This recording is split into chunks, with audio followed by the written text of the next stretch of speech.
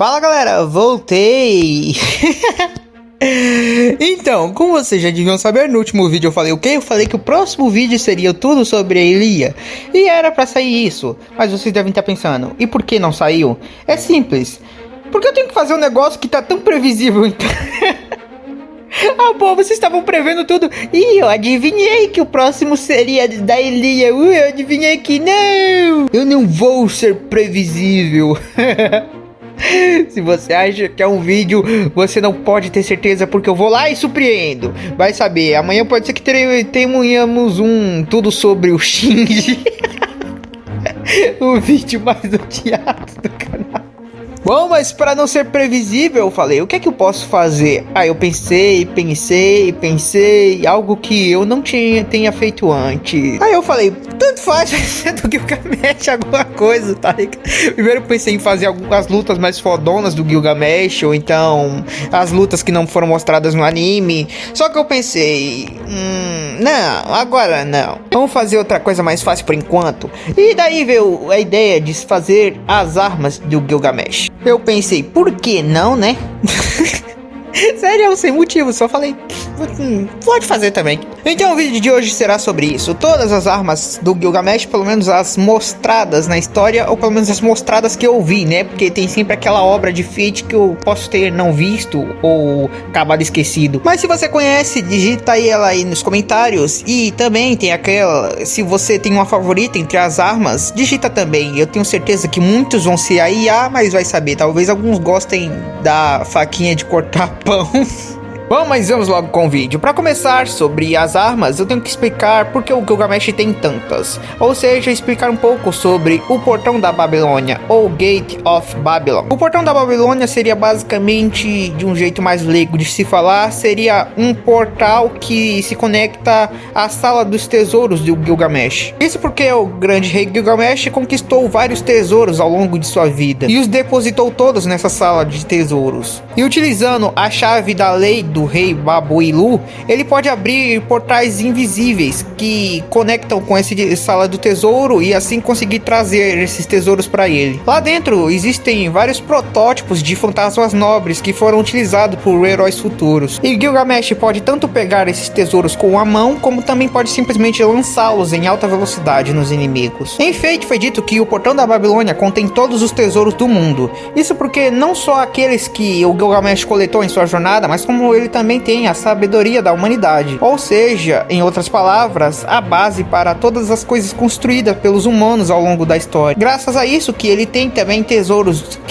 de coisas que passaram a sua pós-morte, digamos assim. Mas uma coisa que eu vejo que as pessoas não entendem é que dentro dos portões da Babilônia não se limita apenas tesouros quando a gente fala isso, como armas ou fantasmas nobres. Lá dentro pode ter várias coisas, como até mesmo obras literárias ou jogos de tabuleiro.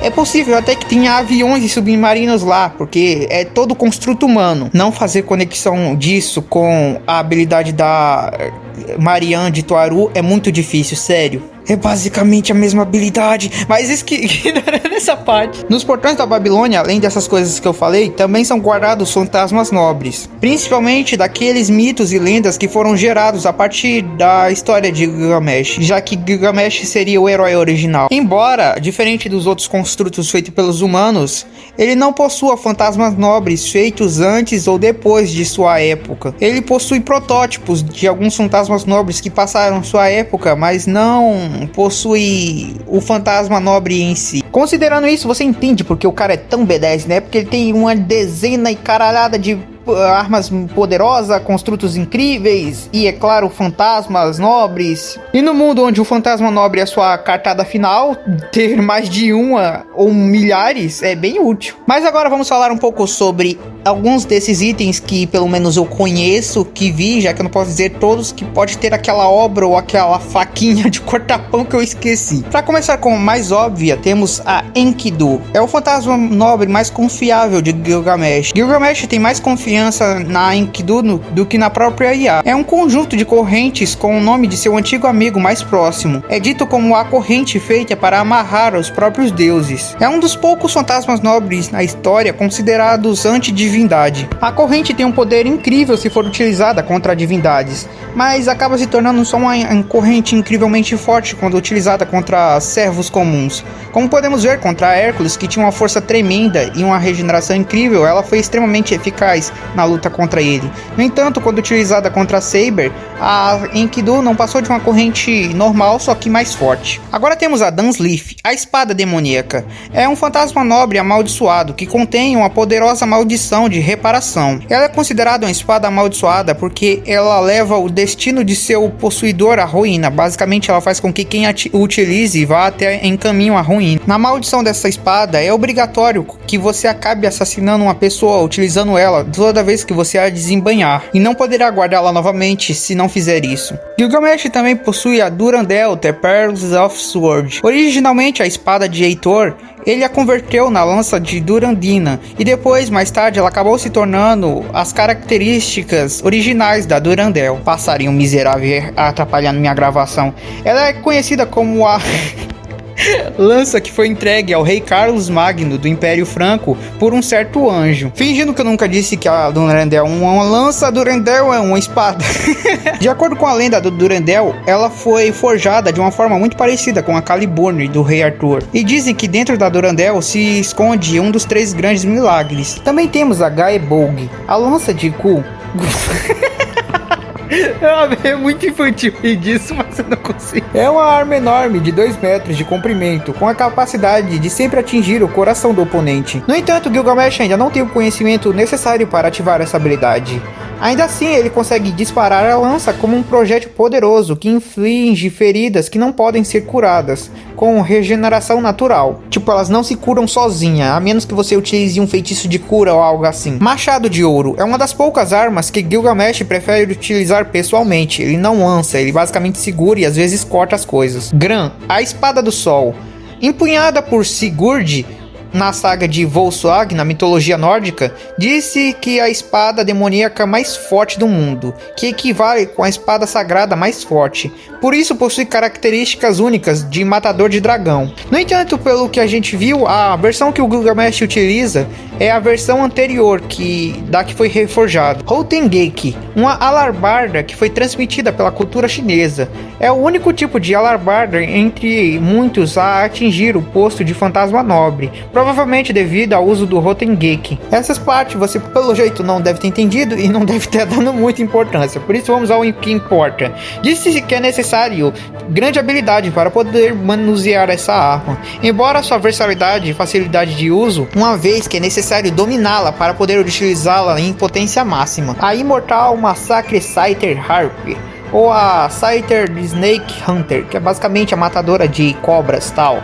É uma espada divina na mitologia grega que foi utilizada por Perseus para matar a Górgona. Ela é descrita como uma espada sagrada matadora de monstros. Ela tem uma forma distinta, muito parecida com uma foice, tendo um gume na parte interna da lâmina. Ela por si própria não tem uma capacidade destrutiva muito grande. No entanto, a verdadeira cartada secreta nela seria a sua pseudo-habilidade, que seria a habilidade de contra-refração de longevidade.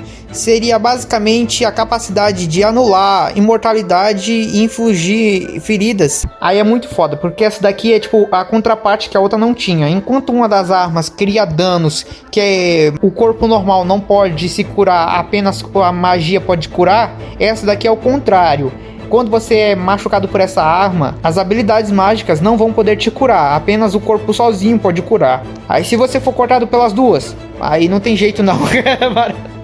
Aí você nem se cura de magia, nem regeneração, acabou. Também tem uma coisa que não foi mostrada, mas que eu queria que tivesse mostrado, seria a Merodach, o pecado original. É uma espada poderosa que o Gilgamesh utiliza para determinar se seu oponente é digno de enfrentar a IA ou não. Ela é conhecida como o protótipo das espadas de seleção de todo mundo. Ela seria o protótipo da própria Gran e da Caliburn. Por ser o protótipo da própria Caliburn, você já pode imaginar que ela é bem absurda. A verdadeira característica dela seria a natureza natureza da alma. E assim como a Excalibur, ela também funciona disparando feixes de luz quando corta. E esse feixe de luz é capaz de queimar até mesmo alguém com regeneração absurda, como um Berserker. O Gilgamesh, muitos podem não saber, mas também possui a poção da juventude. Seria um fantasma nobre que ele utiliza para conseguir voltar à sua juventude. Essa poção está guardada em uma certa garrafa translúcida, e ela foi feita através da erva da imortalidade que Gilgamesh procurou junto a Enkidu há muito tempo atrás. Como sabemos, no final da história dele, no finalzinho ele voltou para pegar a flor e simplesmente jogou dentro do portão da Babilônia. E depois de um tempo ele utilizou essa erva para fazer a poção. Ele também possui a grande taça de Uruk, um poderoso artefato idêntico ao Santo Graal em valor. Ele contém uma vasta quantidade de energia mágica e permite que funcione como um dispositivo falho de realização de desejos. Ele também possui a foice antimágica e, sinceramente, por algum motivo eu acho que foices são armas muito POG. A foice antimagia de Gilgamesh é uma foice enorme que drena a energia mágica de tudo que corta. Ela pode cortar até mesmo a magia de armaduras mágicas de Sabers. E graças a Angélica, também conhecemos a Igi Alima. Quando a Angélica estava utilizando os portões da Babilônia, percebemos que ela utilizou essa arma especial. Seria conhecida como Igi Alima, ou Campo Verde cortando 1000 montanhas. É uma lâmina maciça, também conhecida como espada derrubadora de montanhas. É um construto divino gigante que pode facilmente destruir florestas inteiras, apenas com um balançar. No entanto, graças a seu tamanho gigantesco, o Gilgamesh não utiliza empunhando ela tecnicamente. Ele apenas as projeta e as joga. Ou no caso, Angélica, já que foi ela que utilizou. Espada congelante sem nome. Gilgamesh possui uma espada que congelaria seu alvo automaticamente após atingir ele. Ele também é capaz de congelar uma área inteira, só cortando o chão. E mesmo que o oponente se esquivasse do corte dessa lâmina, provavelmente ele congelaria apenas por ter se aproximado dela. Essa espada extremamente poderosa e fria não tem seu nome conhecido. Ele também tem o Tesouro da Levitação. É um tesouro mágico que Gilgamesh guarda nos portões que permite a ele levitar.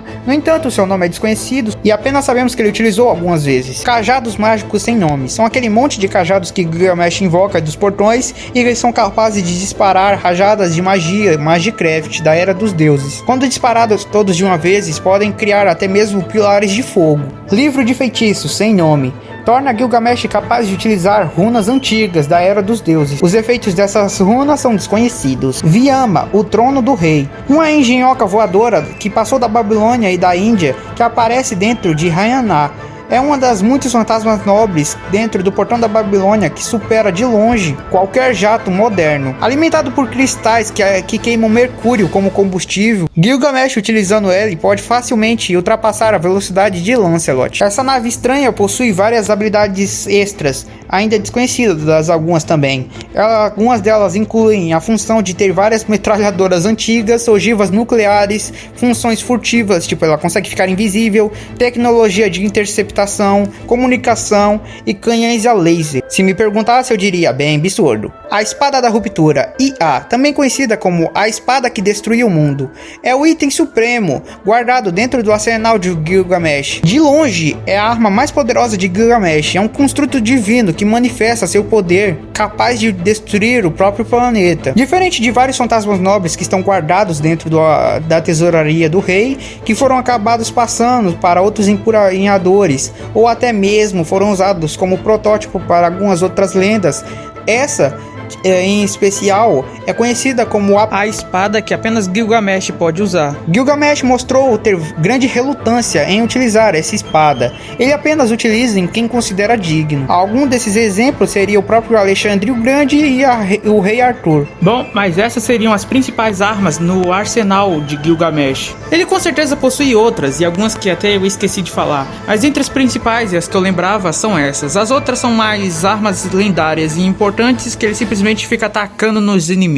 Se fôssemos fazer um ranqueamento entre as armas mais fortes, eu acredito que ficaria em primeiro a IA, é capaz de destruir mundos e simplesmente cortar a realidade, como foi visto com Angélica. Seguida teríamos a Enkidu, um artefato antidivino com a capacidade de amarrar divindades, mas é claro, ele só ficaria nessa posição se o inimigo fosse uma divindade no caso. A Vizime, a nave capaz de quebrar as leis da física, e a Dunsleaf, uma espada extremamente poderosa e com capacidades ainda desconhecidas, mas com feitos inacreditáveis. Qualquer objeto feito pelas mãos humanas está dentro do arsenal de Gilgamesh. O problema real é que muitas dessas armas o próprio Gilgamesh não pode usar, tipo quando ele invocou a Gaia Bolg contra o Hércules.